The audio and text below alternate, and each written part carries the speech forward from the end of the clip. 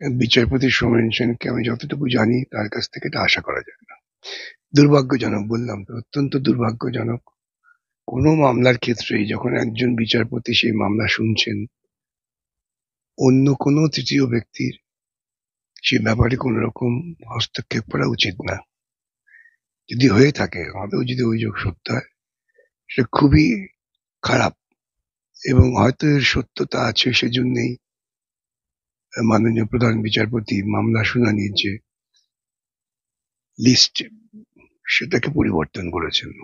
না, দুর্নীতির সঙ্গে যুক্ত হয়ে পড়েছেন বলবো না, দুর্নীতি করেছেন পরিকল্পনা করে। এখন যেহেতু বিচারপতিরা বিচার করে এই দুর্নীতির পর্দা খুলে দিচ্ছেন, তাতে ওদের পক্ষে অসুবিধে হচ্ছে। ওরা হয়তো কোনো কারণে কারো মারফত বিচারপতি সৌমেন সেনকে বলেছেন, বিচারপতি সৌমেন সেন হয়তো একটু তাদের প্রতি দুর্বলতাবশত এই কথা বলেছেন। বিচার ব্যবস্থাকে প্রভাবিত করার চেষ্টা তো ধারাবাহিকভাবেই হচ্ছে। বিশেষ করে 2011 সালে মমতা ক্ষমতায় আসার পর তিনি ধারাবাহিকভাবে বিচারপতিদের উপর আক্রমণ করেছেন এবং বিভিন্ন সভায় তিনি বিচারপতিদের সরাসরি বলেছেন, আপনারা দেখবেন যেন বিষয়টা না হয়। তিনি দুর্নীতিমূলক নিয়োগকে বৈধতা দেওয়ার জন্য আদালতে আবেদন করিয়েছেন এবং সে বিচারপতি মানেননি বলেই তার বিরুদ্ধে এত ক্ষোভ।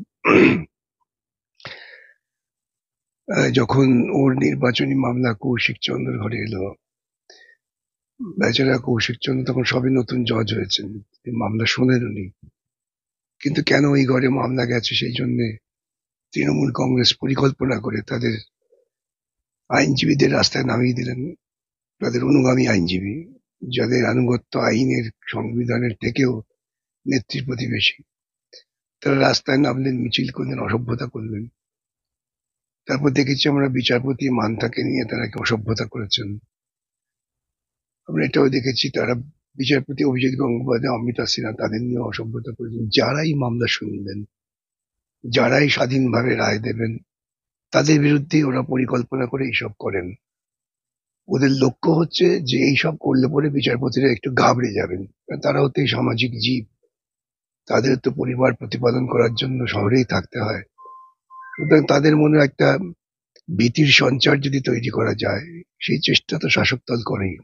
অভিজিৎ গাঙ্গুলি তিনি সরব হয়েছেন সৌমিত্রের বিরুদ্ধে বলেছিলেন, সেই নিয়েও কিন্তু তৃণমূলের মুখপাত্র কুণাল ঘোষ আবার অভিজিৎ গাঙ্গুলিকে আক্রমণ করছেন। কুণাল ঘোষ তো সেদের কথা কোনো গুরুত্ব দেবেন না, কেন এরা নিজেরা অভিযুক্ত, অপরাধমূলক কার্যকলাপের সঙ্গে যে অভিযুক্ত। এখন গোটা দলটাই অভিযুক্ত হয়ে পড়েছে, কোটি কোটি টাকা খরচা করে তারা অপচয় করছেন। আরো তো একটা কেলেঙ্কারি হয়েছে, আমি দেখলাম আজকে খবরের কাগজে, আমি যে সুপ্রিম কোর্টে যারা বেআইনি ভাবে চাকরি পেয়েছেন প্রাথমিক, তারা সুপ্রিম কোর্টে চলে গেলেন এবং সেখানে স্কুল সার্ভিস কমিশন তারা হাজির হয়ে গেলেন কোনো নোটিশ ছাড়াই, এবং হাজির হয়ে গিয়ে দুপক্ষ মিলজুল করে একটা অর্ডার আদায় করলেন। এ কি হচ্ছে কি? গোটা তৃণমূল দলটা দুর্নীতির সঙ্গে এমন ভাবে যুক্ত হয়ে পড়েছে, তারা গোটার বিচার ব্যবস্থা থেকে প্রহসনে পরিণত করছেন।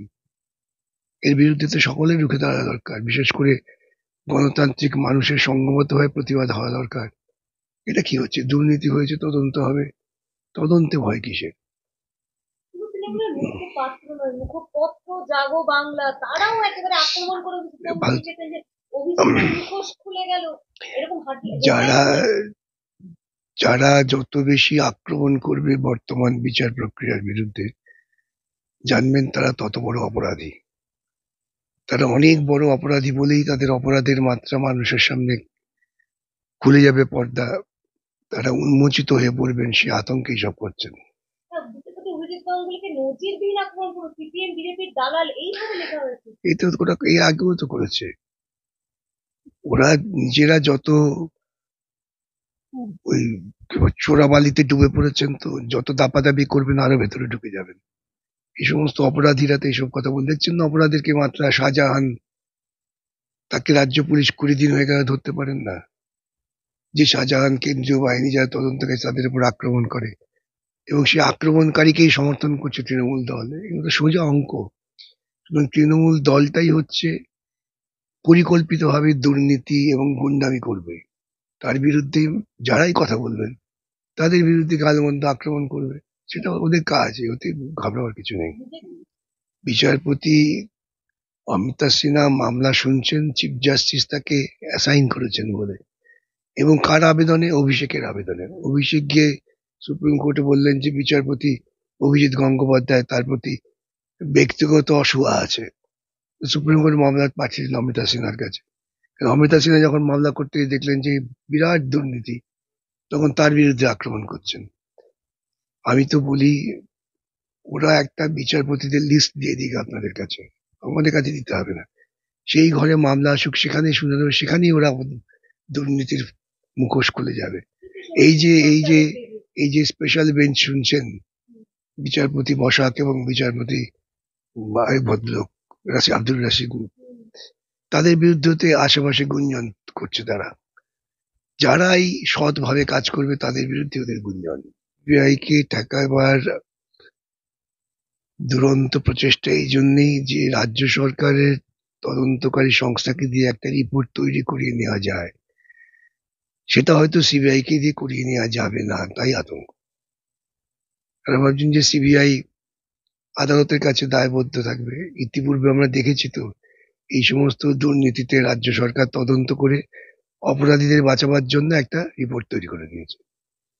এবং এই রাজ্যের ডিজিপি কে, যার বিরুদ্ধে সারদা তদন্তের তথ্য লোপাটের অভিযোগ আছে, তো একজন অভিযুক্ত, তিনি ডিজিপি, তার নেতৃত্বে কি করে সৎ তদন্ত হবে? এটা তো সাধারণ বোধ বুদ্ধি বিচারপতিদের থাকা উচিত।